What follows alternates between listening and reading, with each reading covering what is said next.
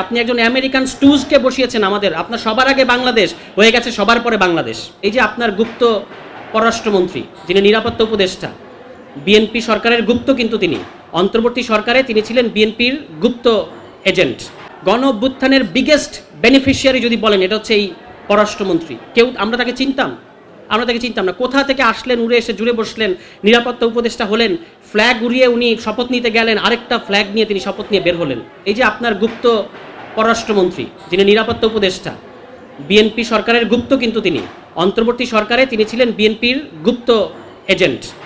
কারণ তিনি কিন্তু নজিরবিহীনভাবে নির্বাচনের 3 দিন আগে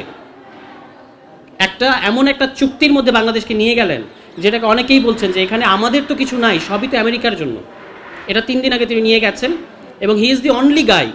গণ অভ্যুত্থানের বিগেস্ট বেনিফিশিয়ারি যদি বলেন, এটা হচ্ছে এই পররাষ্ট্রমন্ত্রী।